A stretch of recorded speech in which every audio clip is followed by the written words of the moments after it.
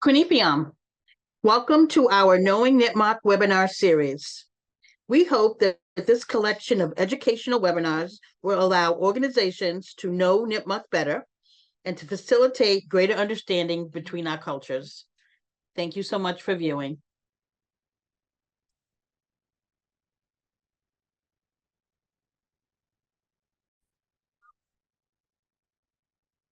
Hi, everyone. I'm Cheryl Tony Holly. I am the Sun Squaw of the Hassemisco Nipmuc, and welcome to our fifth installment of Knowing Nipmuc, which is a series of webinars designed to build relationships between organizations and Nipmuc people. Today's topic is Nipmuc history, part 2, from the beginning of the 20th century till yesterday. We do have 2 more webinars in this series. Next week, we'll be talking about powwows and powwow etiquette and protocols. And then the week after, we're talking about land acknowledgements, monuments, things like that, that we get inquiries from organizations all the time about land acknowledgements and things like that. So it's a very important topic for at least organizations to do. So I think that we will start now. I'm going to tell you a little bit about myself. I'm Cheryl Tony Holly. I'm a Sun Squaw, Hassemisco Nipmuc. My mom is Hassemisco with a bit of Piegan in there and a bit of Niantic. And my dad is Chibunagungumog with which is Piegan. And he's got a little bit of Abraham and a little bit of Narragansett in there as well. I've been working for the tribe for about 30 years. In various capacities. I've never been employed by them, sort of like when I got outsider, I suppose. I really love history. I love our history, and I'm always looking for ways to tell it. So thanks for tuning in. I'm going to put on my slides, hopefully.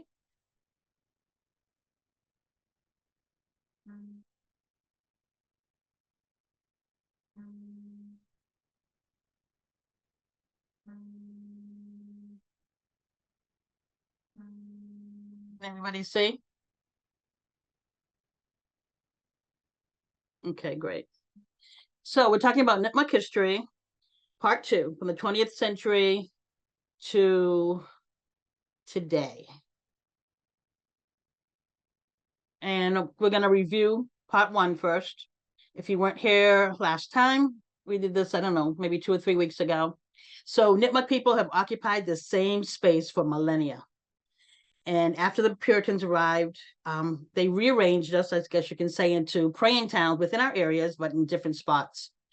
And then King Philip's War came along, and you know that our people were like devastated by that, killed, sold off into slavery, put into forced indentures. And after that, we became wards of the colony and then wards of the state. Because of our status as wards, we weren't able to make the decisions for ourselves to protect our community. So our lands disappeared quickly, along with cultural losses. Less and less people spoke our language, less and less people knew our customs, less and less people were allowed to practice the things that they needed to practice to keep our community whole. Then after 1869, when we got the citizenship in Massachusetts, that brings a near final land loss when they sell the Piegan Reservation. So also in the 1800s, we talked about repeated petitions to the Massachusetts legislature regarding the loss of funds and no annuity payments for Hassemisco. Sarah Maria Arnold, who married a Cisco, petitioned the state to give Hassemisco more land because Chibunagungumog or Piegan back then had no more land, right? They sold it out from underneath of those. Those people needed to go somewhere. And so she asked the legislature to give them more land here in Grafton. And of course, that was ignored. And then we ended that century with talking about how the gatherings continued with Hassemisco at the center under the leadership of Sarah Maria Arnold Cisco. So let's see if I can get rid of, there we go. So dawn of the 20th century.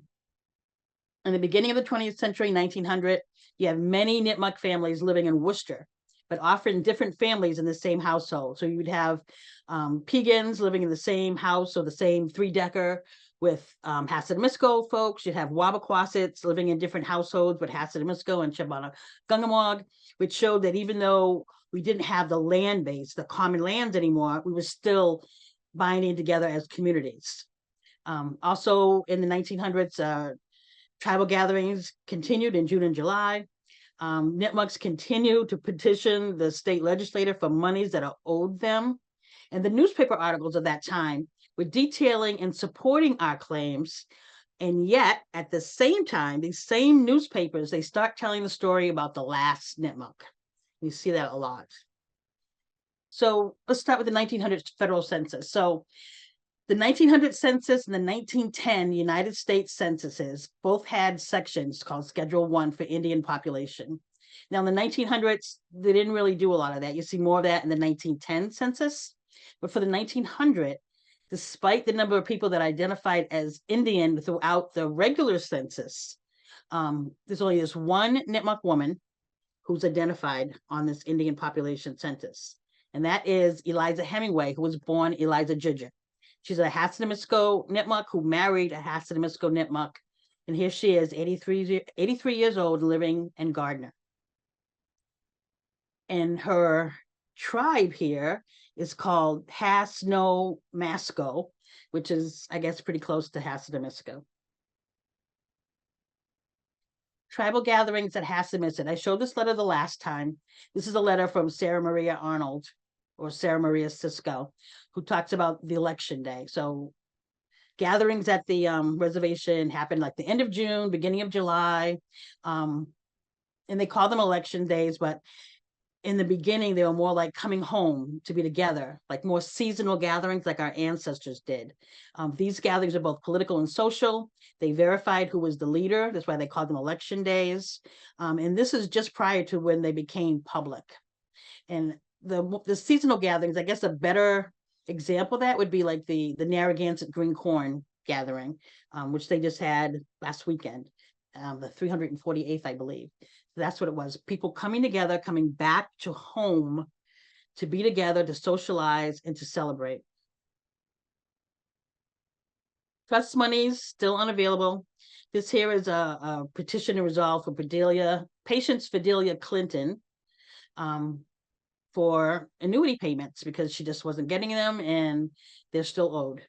I think we talked about the trust monies in the first time, how there's still a principal balance somewhere in Massachusetts that belongs to the Hassanimisco people.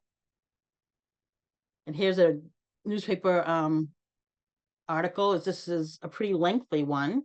It's the second page of an article that talks about the state has obligations to Hassanimisco and Nipmuc Indians to pay that money, to give it back, or to take care of us, or to do something.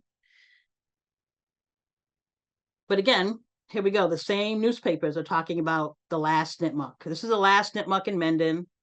This one, the last Nipmuc, Henry Dixon in Webster. And there's multiple articles out there about the last Nipmuc, the last Hassanimisco, the last Indian in Worcester County. And yet these articles normally mention children of the last Nipmuc, or in this case, the Mendon one, the nephew of the last Nipmuc, who are also, of course, Nipmuc themselves. So I'm not sure. I don't know if the newspapers felt that children didn't count, but that's what you see over and over again in these articles. So the 1920s and 1930s. So the 1920s started those pan-Indian movements. This included the Indian Council of New England, and that encouraged Nipmucs to be more openly indigenous. Gatherings at Hassanimisco became July 4th cookouts with all Indians welcome. And the Hassanimisco leadership themselves were active in the National Algonquin Indian Council and Mohawk and Hassanimisco clubs. This is a picture here of Sarah Cisco Sullivan, who is the granddaughter of Sarah Maria Arnold, sitting at the reservation. This is probably like around 1940s and 1950s, this photo. And these are just some random photos of pan-Indian gatherings. And this photo, I don't know if you can see my pointer, but Sarah Cisco was right up here in the left-hand corner at the top. And this is a gathering at the reservation. This was probably, so Chief Cisco standing here on the right, or on the left, I'm sorry, died in 1931. So this is sometime before that. And here's another Pan-Indian gathering with Chief Cisco at the top on the left and his daughter Sarah right in front. So James Lemuel Cisco, he is the son of Sarah Maria Arnold. He was named chief during this Pan-Indian movement and reaffirmed each July on election day. This photo is of Chief Lemuel Cisco, his daughter Sarah Cisco, and his son Horace George, or normally called George. Here again is another Indian Council photo with Lemuel right in the middle and his daughter Sarah down there in the front row. And another one. Again, he's seated and his daughter is right to his right. And when he died in 1931, he got another last of Hassemisco obituary, just like everybody else.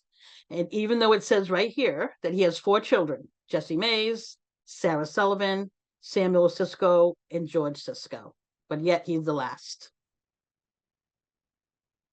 So Mohawk and Hassemisco clubs. So social clubs were an important part of the community for people of color, not just Indigenous people, but Black people.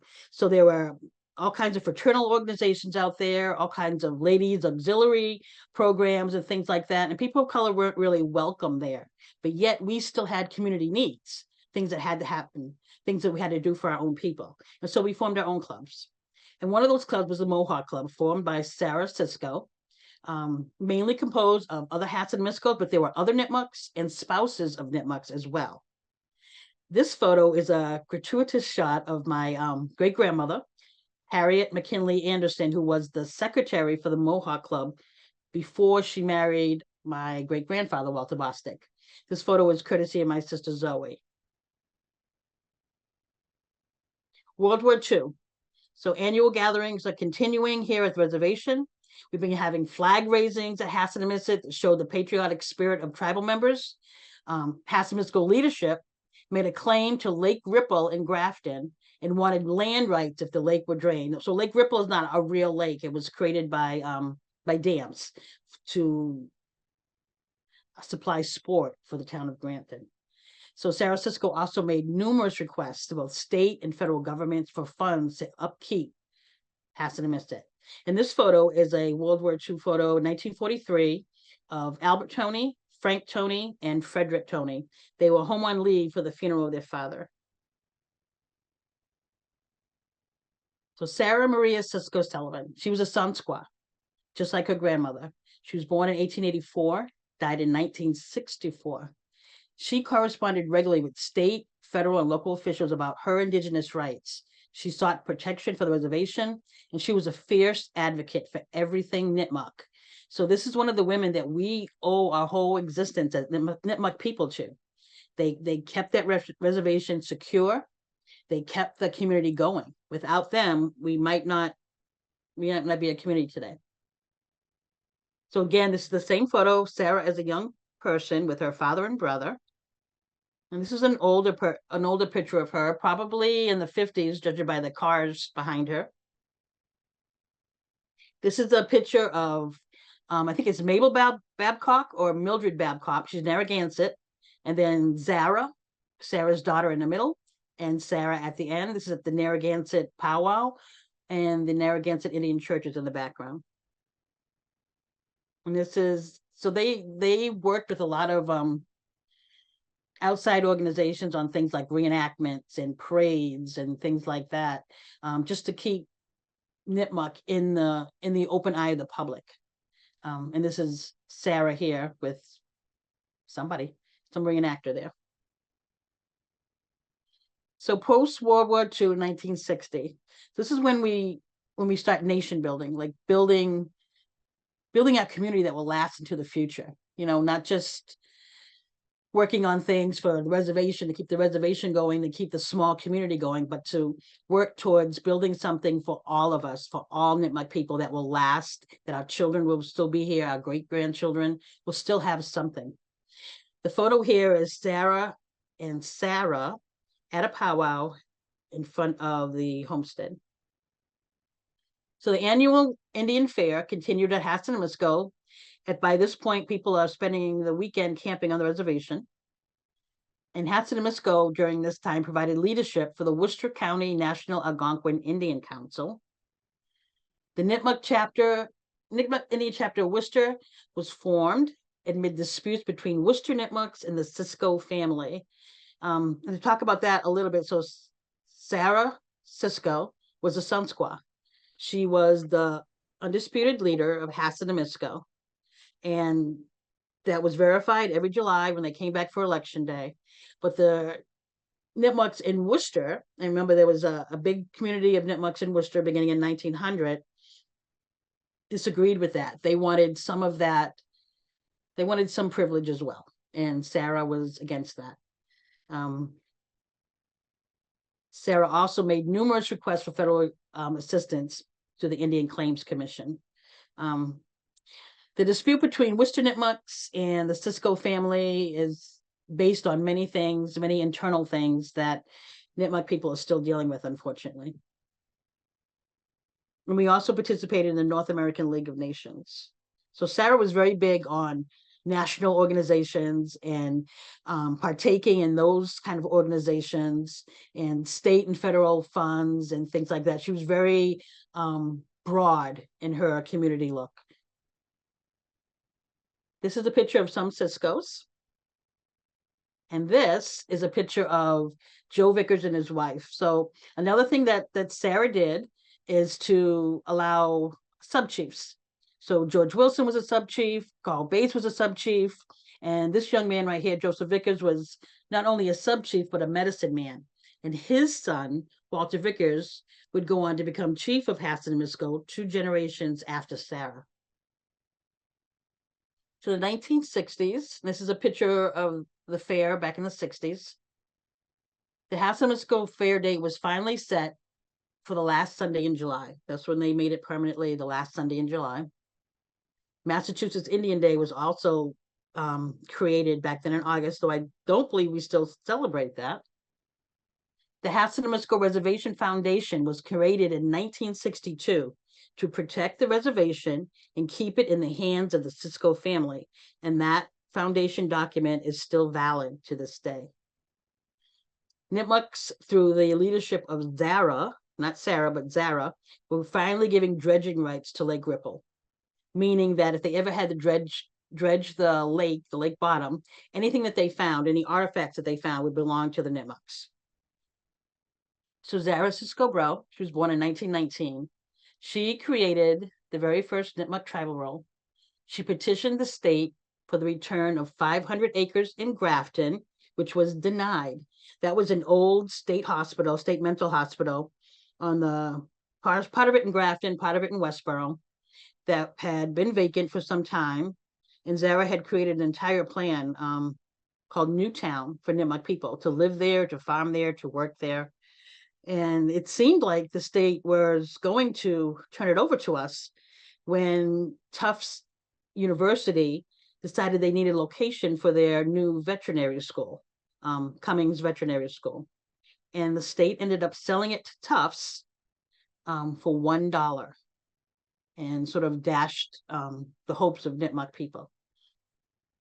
While Sarah Cisco worked on national organizations and state and federal agencies and trying to get the Nipmuc name out to them, Zara concentrated more internally, trying to increase the interests of tribal members, trying to get more families to come to the reservation. She also worked to put the tribe in the public eye. There are numerous newspaper accounts on what they were doing, what they were trying to accomplish. She joined different committees around Grafton, and she initiated the federal recognition process. This picture here is a picture of Zara as a young woman with her mom, Sarah, standing behind her. Another picture of Zara. This is in the museum. She's standing in the museum, I should say. And so Zara was trained as an architectural design. She had a degree in that, and she lived in New York City for a while working. It wasn't until her mother became ill that she came back to Hatsanimisco because she knew that she was going to have to take over her mom's duty as Sun Squaw. And here's Zara later in life.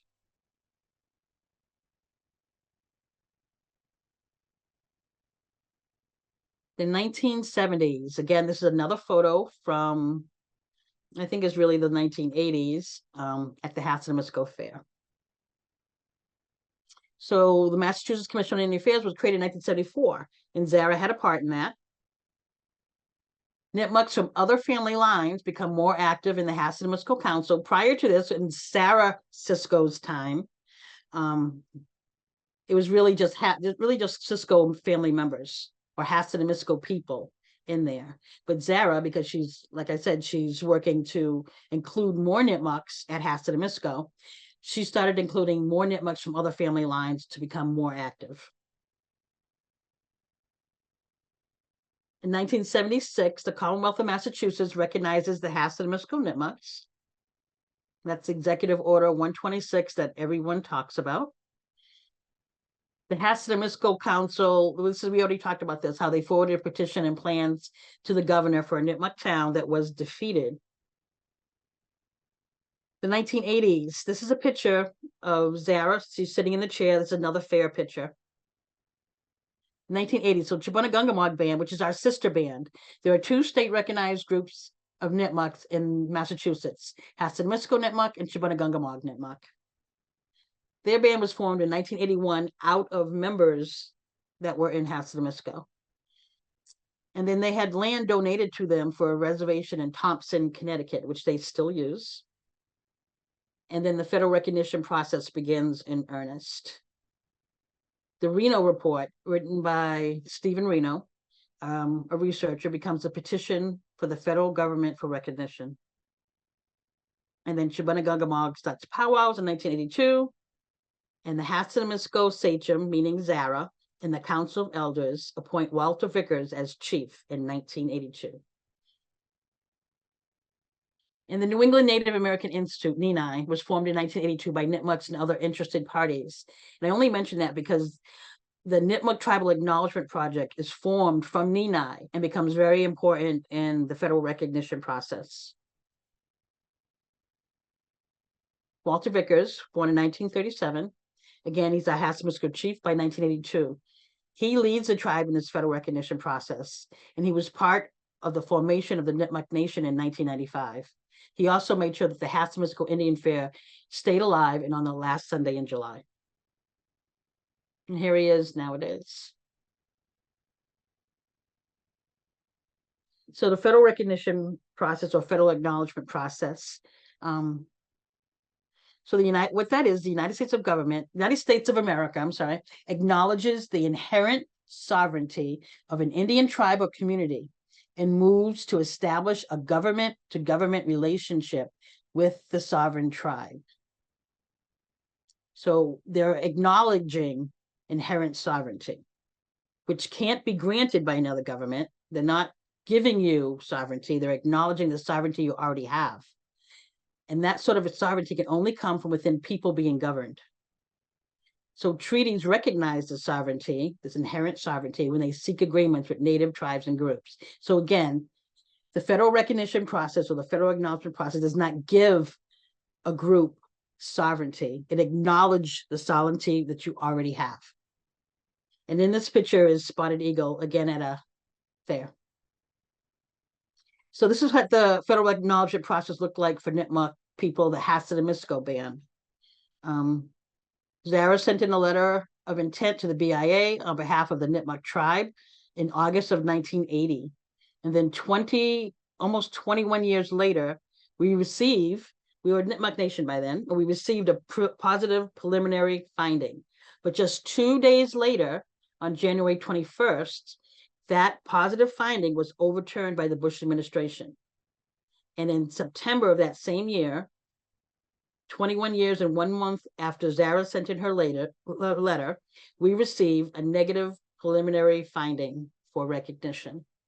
And then 4 years after that, we have a final determination. Most of the 1990s was spent uncovering evidence to meet the Fed's demands, even though activities at the reservation continued. under Chief Vickers. So that federal acknowledgement process, in Nipmuc Nation, we appealed the negative decision. We applied for reconsideration through the Department of Interior's Internal Review Board. But in 2014, that didn't work. So in 2014, we filed a complaint against the federal government, specifically the Bureau of Indian Affairs. But in 2018, the judgment came down in favor of the defendant, the US government. So we never got federally acknowledged. But that doesn't mean anything, right? Because again, acknowledgement is the federal government choosing to establish that government-to-government relationship. As far as we're concerned, we're still sovereign. Our sovereign is inherent. It's there. It's always been there. Always will be there. So as still sovereign nation, we are state recognized in Massachusetts and Rhode Island. We are governed today by a 15-member tribal council. We still have our traditional government, our chief, our elders, and our sub-chiefs. We're still reservation-based. We still have an annual fair, quarterly socials. I did put down here that we're no longer part of the Nipmuc Nation. Hassimisco removed themselves from the Nipmuc Nation in February of 2022.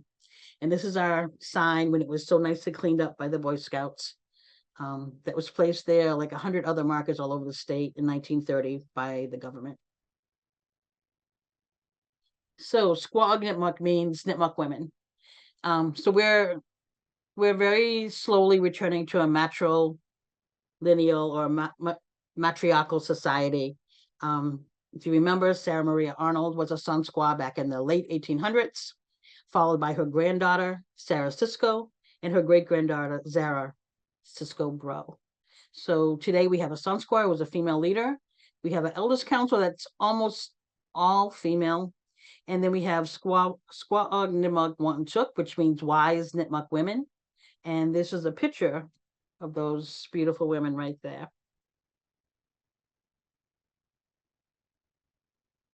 Of course, we also have men. While we are a matriarchal society that tends to center women in two spirits, men add balance, right? Everything needs a balance. And we love them and we appreciate them. And in this picture, we have Chief Vickers, we have Bruce Curlis, and in the other picture, we have Tom Morse from the Chippewa group. He's the medicine man there.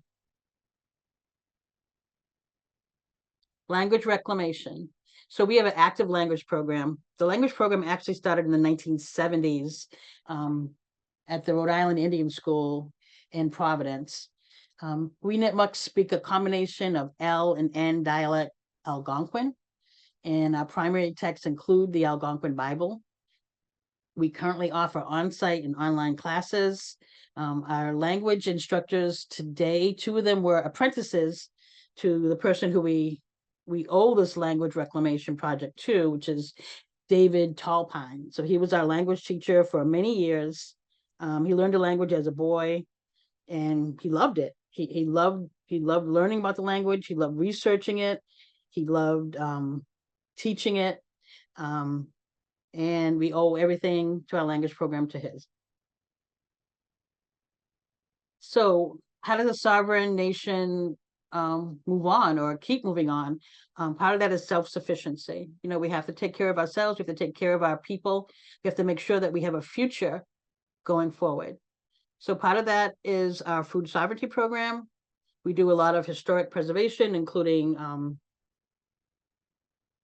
returning our ancestors to the ground, tribal education, of course, and not so much practicing the old ways, but taking those old ways, respecting them and their traditions, and incorporating them into the lives we have now. So I remember one time at Hassimisco, we had some people from Grafton come down, and they're looking around the reservation. They said, well, these can't be Indians. Where's the teepee? I mean, honestly, as if we don't live in houses like everybody else. So it's not so much that we are trying to return to Wetus or anything like that, but we're taking that wisdom, that knowledge, that science that our ancestors have and incorporating it into our lives now. So old ways of knowing include plant knowledge and healing. Right now we have 3 apothecaries throughout the state that offer a variety of plant medicines to not only Nipmuc people, but other people as well. We grow food, we hunt and fish. We still practice our ceremonies and our paddling tradition. This is a paddle that was on the Quabog Pond in the Brookfields. So paddling is very important to us. It's how our ancestors got around, right? They used the waterways to travel. And paddling not only is good for your health, but it's also good to remember our ancestors that way. Food sovereignty, again, we have a community garden. Actually, we have a couple of community gardens now. Some years ago, we did a food assessment. Our children went out and interviewed all of their family members to see like what kind of food-related diseases we had, what sort of expectations we had of a food sovereignty program, and how we could make it better for the future. I guess we have Christian Wyman and Neil Holly to thank for teaching multiple people how to grow food at home. That's our no soda policy at the reservation. And we are in the process of building a commercial kitchen to allow farmers and others to create value-added products in the kitchen for sale. And this is just a picture of herbs from our very first herb garden on the reservation. So the Hasselmuskal Indian Museum was opened by Zara in 1962, and it's been undergoing a slow restoration process. The pictures on the right are different stages of the restoration. The original picture is how it looked probably in 1900 maybe, or maybe 1880, something like that. And we're looking for funds. It's a costly experience. And we're looking for funds to finish the last phase of the restoration. Land back project. So this sort of reminds us of Zara's project in 1975 when she tried to get land back from the state. Now remember, we were wards of the state took from us, the state has money that belongs to us, and they owe us something. So Lamson Brook Farm over here on the right is another state-owned property. It's 443 acres. It has fresh water, it has woods, it has commercial farms, community farms, and something they call an enterprise zone. And we've asked for that back, and that process seems to be stalled right now at the state level. So we're not sure where that is going. And the other picture on the left, the Pequog Farm. The farm school in Athol, this is a private enterprise, have volunteered to give us back this 181 parcel. So here is a private group giving us land, not only giving us land, but creating a 2-year process that they fund to help us acclimate to the farm, to help us figure out what to do and how to pay for things once the farm is ours. This is a privately owned group doing this, where the state is, not doing anything, not even helping. So that's something I would like you all to think about. And then finally, but not really finally, but most importantly, is our youth. So we have multiple youth programs here and there. But what we really want them to do is to understand our history, understand what's happening now, so that they can lead our future. And this is another gratuitous photo of my son in the red shirt and my second grandson, who's now 16, I think, in the blue shirt. So I think that's it. I only have, if anybody has any questions, that would be great. That was rapid fire, much quicker than I thought. And were there any questions in the chat?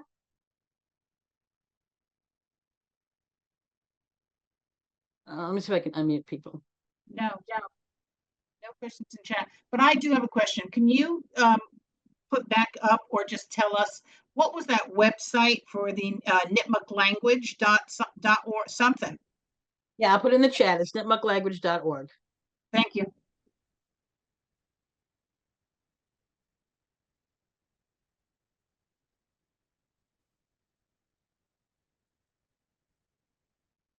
So why the split from the Nipmuc Nation? Who is Zoom user? I don't even see anybody. That's me. It's Raina, but I don't know why I'm on the Zoom user. Oh, No That idea. happened to your mother the other day. So you want me to explain the split? You could explain the split. That was a Patty that asked that. Oh.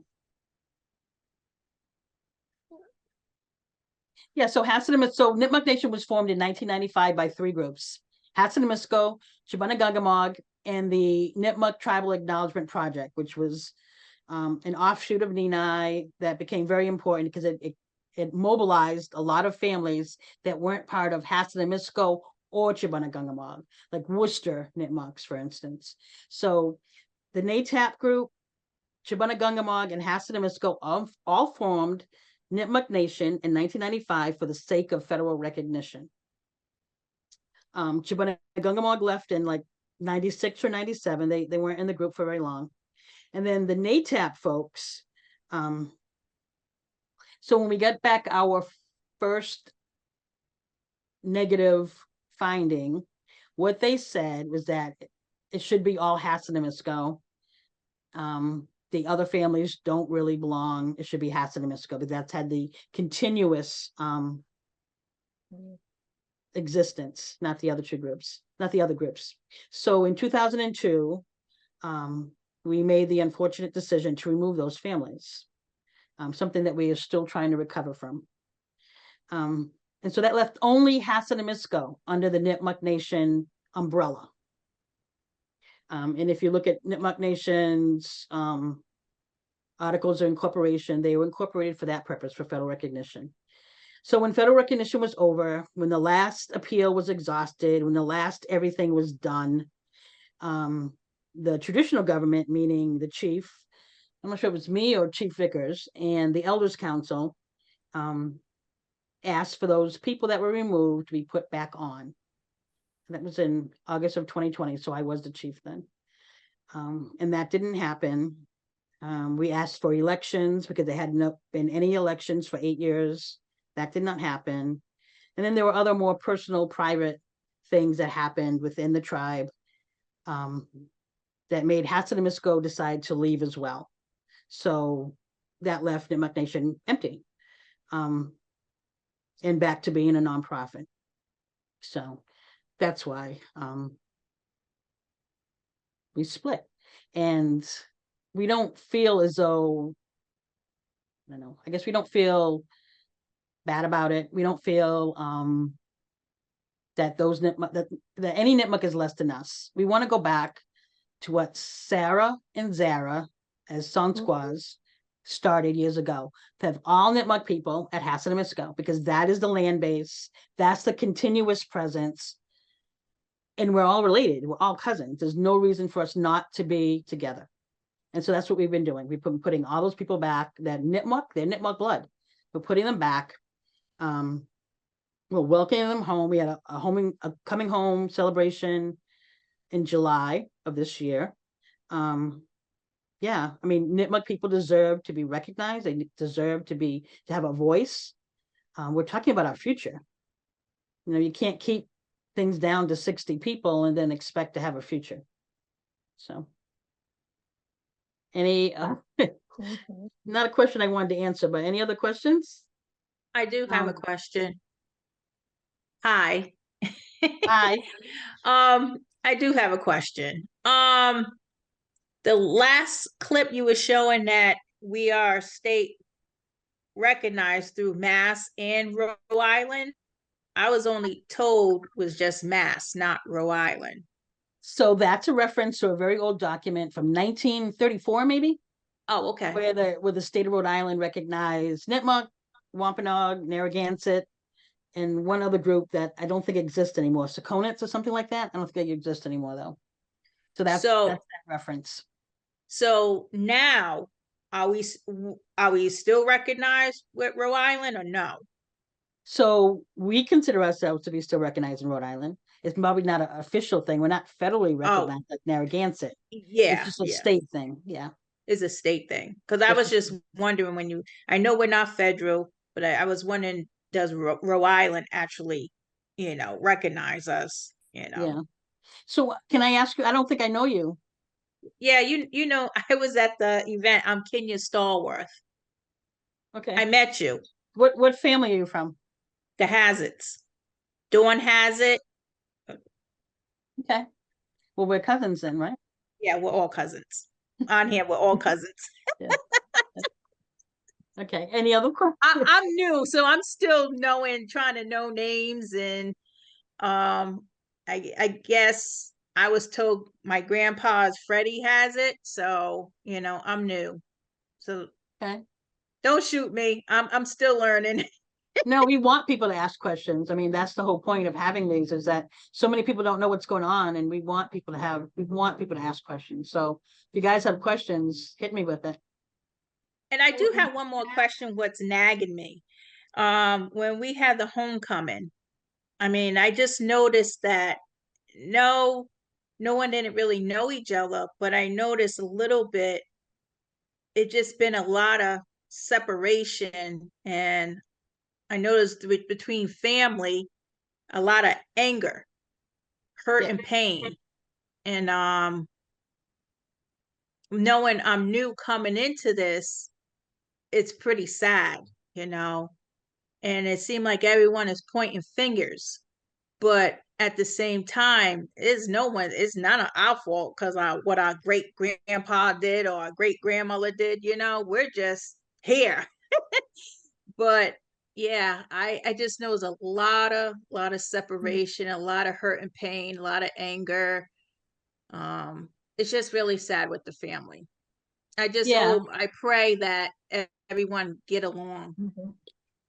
Yeah, that's the federal recognition process did that to us, right? Because we wanted it so bad that we were willing to compromise our own families to get it.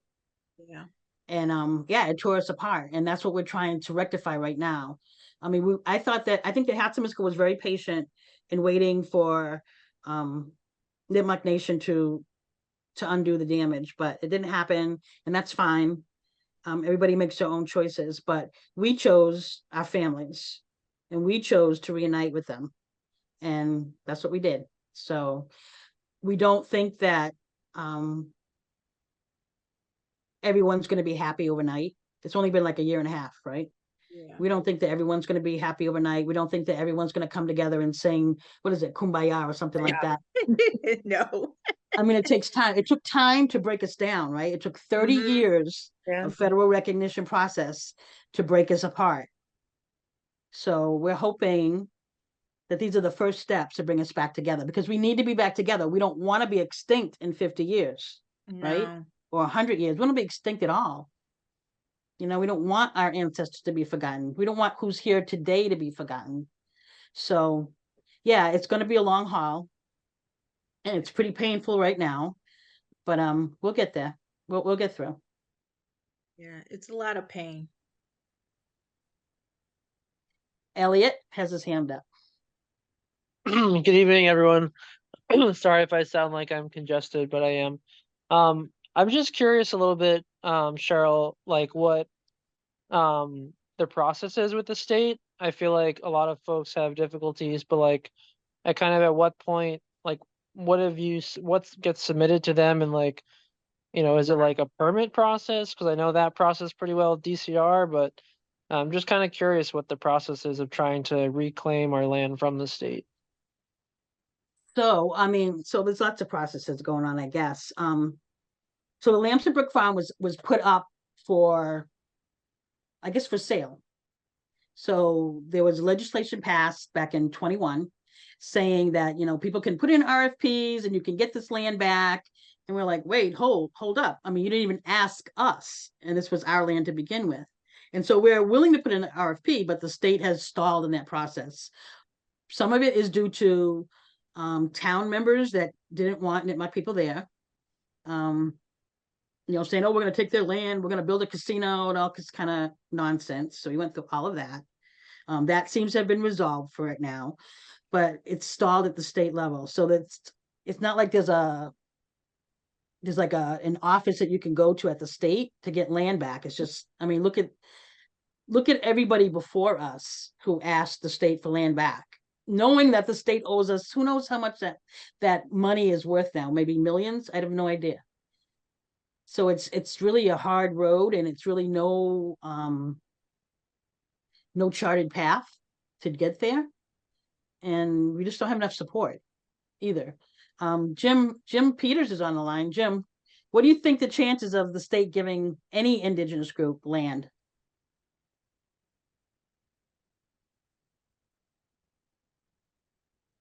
Jim, are you still there?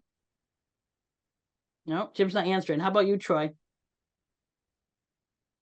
Jim Peters is the a director of the Commission on Indian Affairs. And I'm Troy here. is the chair. Hi, everybody. Yeah, I can answer that. So the state really has trouble wanting to commit their wrongdoings. And by giving us land, they would be acknowledging that. That's why we don't even have the title state recognized, we're acknowledged.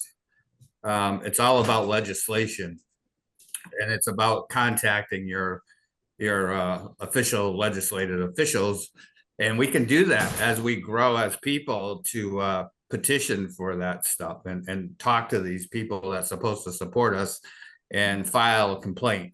And that's probably the best way to go, and that's probably what we'll discuss in council about when the time comes. I just want to make one other comment to pass that. You know, the coming home was a great thing, and I seen a lot of happy people coming back to their home. It was sad what happened in the past, but I just want to let everybody know that was our past, and it will stay as our history. But I hope everybody felt comfortable coming back, because that's what it was about. Everybody coming back and welcoming you, those who haven't been there in a long time. And it's all a new council. It was passed on through the channels. It wasn't just created. And it was done with love. So, and your leadership, and these are people who, you know, eventually, hopefully the experience will move on to others, our next generation, so they can take over. So our people can exist and grow. It's not about separation anymore. We were hurt. We were hurt throughout, not only with the state, but with each other, and with colonialism, which is the biggest, you know. So we survived. We're survivors. That's my word always when I talk to our people. Just stay in there. You're a survivor. You're a Nipmuc, and you're welcome. And don't worry about what others say negative. Just take your pain and then put it in the fire, you know. So welcome back. Thank you. Thank you, Troy. Anybody else have a question? Got 10 minutes left. There's one question in chat. It's from Paula. Where can we view this presentation again? It was a great history lesson. Yeah, so if you go to the Knowing Nipmuc website, and I will put that in here. And these will be pre-recorded. Everything is in there now except for this one, and probably take a couple of days to get it in there, but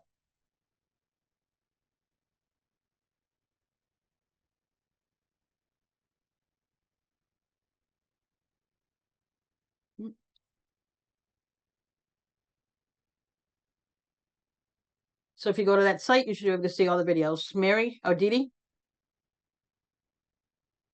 You're muted. Yes, Okay, where is the the building of the Indian Museum, of the Nipmuc Museum? it's the homestead on the reservation. Okay. So the homestead on the reservation, the front part was a museum and the back part was living quarters. So it's still there.